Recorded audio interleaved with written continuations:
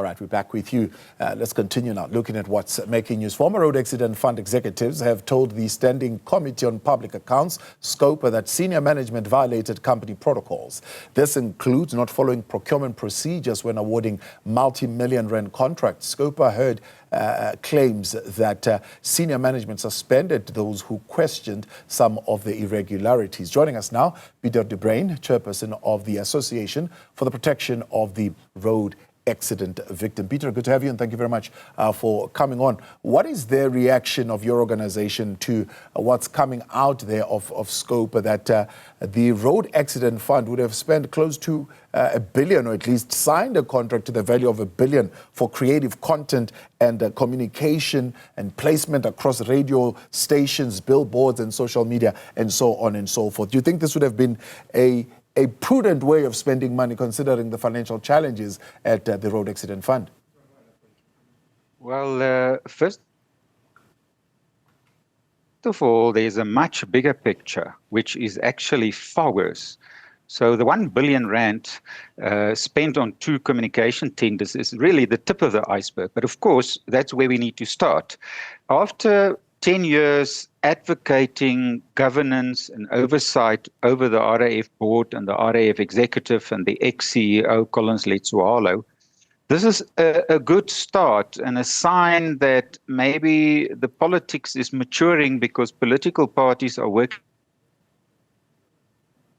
together on the Scopa committee on this issue. But obviously we are extremely pleased. And this is a sign to the claimants who've been waiting years for payout, and service providers that are owed tens of millions of rands, that things are starting to change. This is great news, but this is just a start. Yeah, so you reckon that this particular decision on these communications contracts is a symptom of an even deeper problem that is associated, I suppose, with procurement at the Road Accident Fund? Exactly. It's, to be honest, a minor symptom of far greater governance failures, which unfortunately started in Parliament, where oversight for 10 years were not done properly. It's a failure of governance where there's a board that was co-opted with criminals and that did nothing to stop it.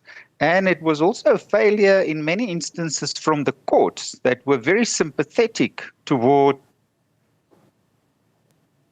the RAF as the biggest person causing court cases in South Africa. And all of this was known, was allowed to happen, and no one had the conviction or the integrity to do something. But therefore, the Scopa committee, its chairperson and its members, deserve incredible compliments for running the 5th investigation since 1994 for the first time, with competence and hard work and true intent that there are no holy cows, no stones will be unturned, and they will investigate this to the nth degree. That is what's needed to fix the RAF.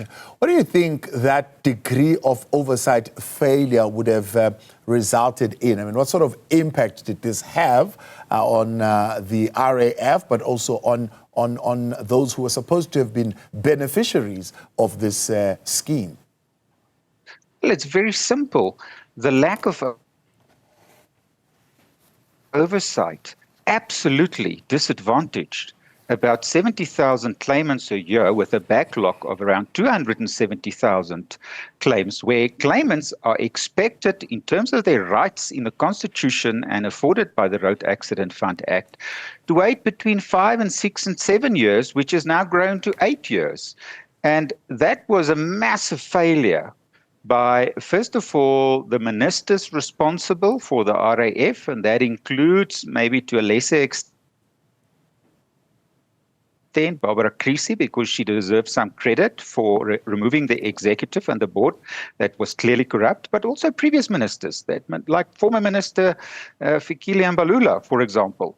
These things happened under their watch. They did nothing. But then also, unfortunately, the Portfolio Committee on Transport knew these things were happened and didn't act. And then lastly, I mean, there were executives, there were board members, there were a lot of very senior people paid millions of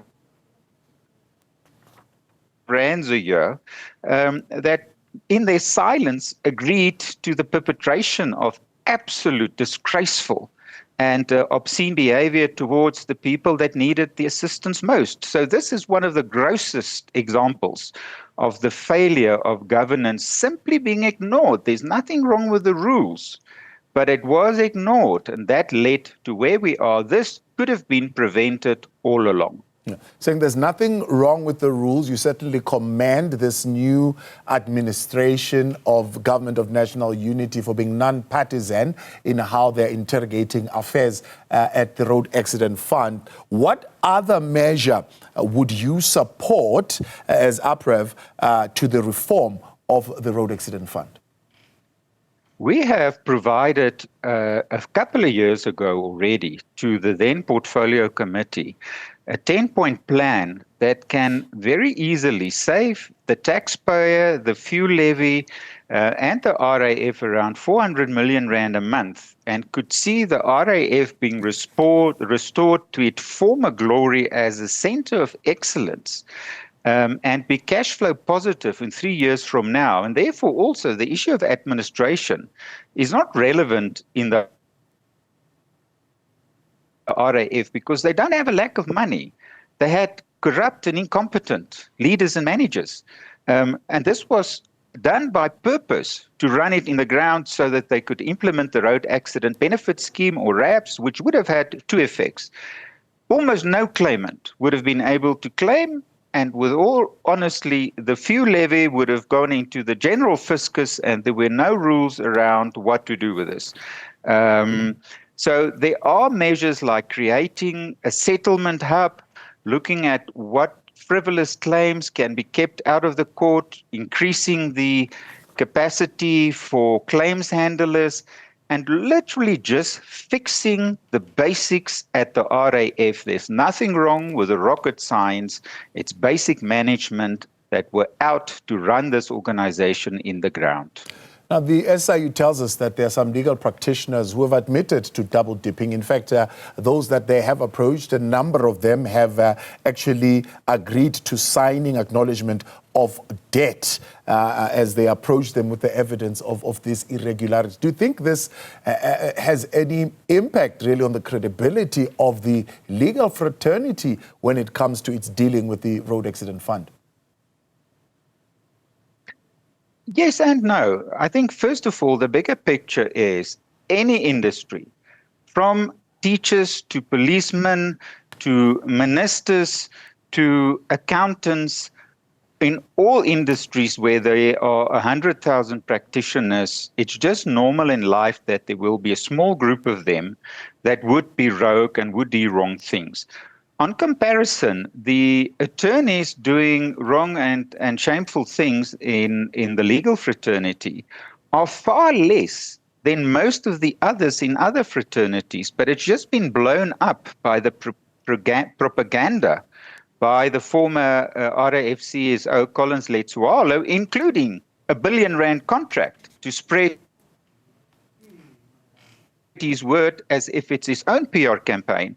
But around attorneys, there's a lot of controls in South Africa, and they are very quickly caught and very quickly sorted out. But unfortunately, the misinformation campaign blew up the few bad apples to look like a whole case of bad apples, and that wasn't the truth, and was even admitted in the Scopa committee by senior RAF officials of late, indicating that public funds were used by Collins Letsoalo to fight the perception, and that public funds were used to create this misinformation, which is just one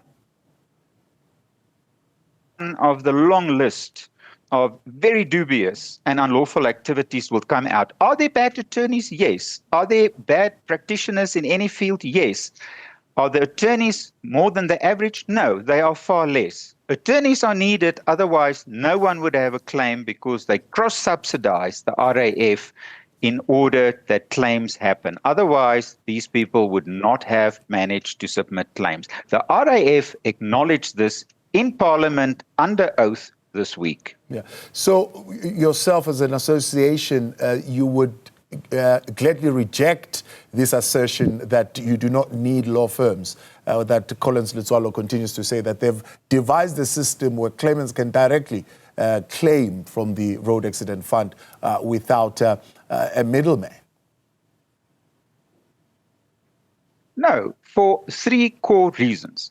First of all, the right to equal access to the courts, the right to representation, and the common law right, these are entrenched in the Constitution. Whether Pieter de Bruyn from RAF says so, or whether Collins Letswalo, the disgraced former CEO says so, it's not the point. There are several items in the Bill of Rights affording these rights to public road users. It's also entrenched in the Road Accident Fund, but far more important is that we live in a society where there are many needs and two realities. The realities of a rural area like in Limpopo, a village called Bochum, where there are no reception of phones. The closest fax machine is 12 kilometers away. The system must also provide for that. And how will it happen if there are no attorney assisting them? And you must understand, the cost to submit a claim is around about 120,000 Rand. Attorneys proactively carry that cost on behalf of the claimant, and then they are supposed to be paid back that cost. They render a service like a doctor in a hospital and a teacher in a school. Why would one say the attorneys must not be paid because they are doing something wrong, but we pay teachers and policemen? It's exactly the same.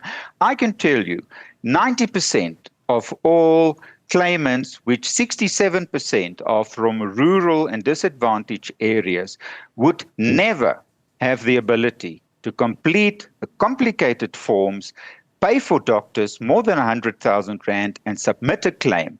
But the former CEO of the RAF omits to share that in public forums because that would make him look bad.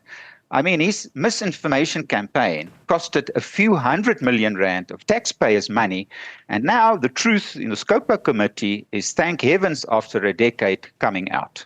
Pieter de Bruyn, appreciate your time, chairperson of the Association of the Protection of Road Accident Victims there. All right.